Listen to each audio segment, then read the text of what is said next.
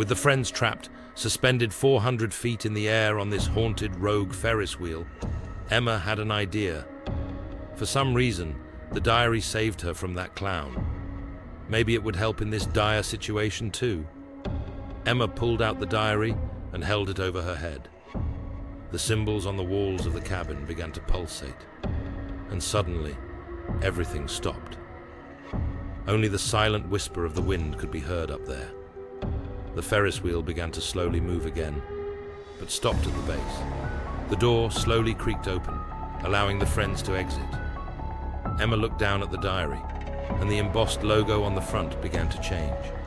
It's almost as if the diary absorbed whatever message the eerie symbols were conveying into itself, changing the cover. She opened the diary, and within it were 2 new entries, both written by Apache's the Clown. One entry recalled immense fear as an unknown entity chased it through the winding halls of the first attraction, and another detailing a terrible accident on a Ferris wheel some years earlier than the date of the entry. It's almost as if the symbols are puzzle pieces, detailing events lost to time that would explain why the carnival is cursed. Shaken by their encounter, they stopped for a breather. Sophie and Tom pleaded with Emma to leave and call the police. "What would we even tell them?" said Emma. "We're trespassing on abandoned property in the middle of the night, and now a cursed carnival has taken our friend. I'd rather not get arrested tonight. Let's just keep moving forward, find Jake, and then get the hell out of here." The remaining friends ventured deeper into the carnival grounds, seeking answers and a way to find their lost friend. Their search led them to an old theater tent, its faded curtains swaying in the wind as if beckoning them inside. The tent was in surprisingly good condition compared to the rest of the carnival. The once grand entrance was now covered in cobwebs, and the stage inside was shrouded in darkness. As they entered, the friends saw dusty seats arranged in neat rows, facing a stage with tattered curtains. Emma led the way, her flashlight illuminating tattered posters on the walls.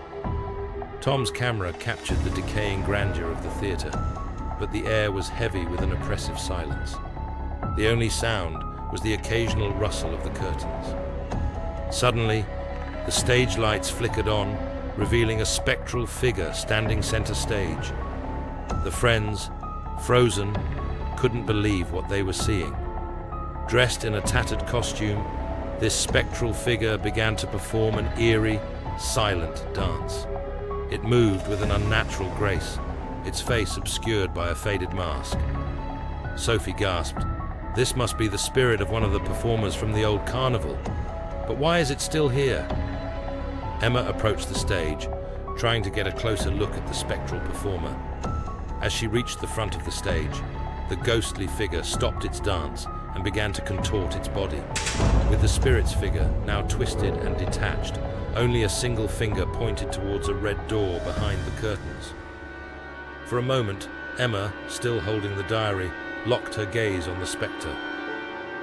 Without breaking eye contact, the group moved towards the door, their footsteps echoing in the eerily quiet theater. The ghostly performer watched them with an expressionless gaze, its presence adding to the growing sense of unease. As they reached the door, the spectre's eyes snapped onto the diary.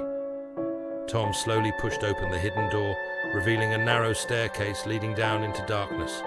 The friends hesitated, but knew they had to explore further. As they slowly descended the stairs, the ghostly performer's eerie music began to play, growing louder with each step. The air grew colder, and an unnatural fog began to rise from below. At the bottom of the stairs, they found an underground chamber filled with old carnival relics and strange artifacts. But the most shocking discovery was a mirror in the center of the room, reflecting not their faces, but a terrifying vision of the carnival's dark past. What secrets did the mirror hold, and how would it change their quest to find their lost friend?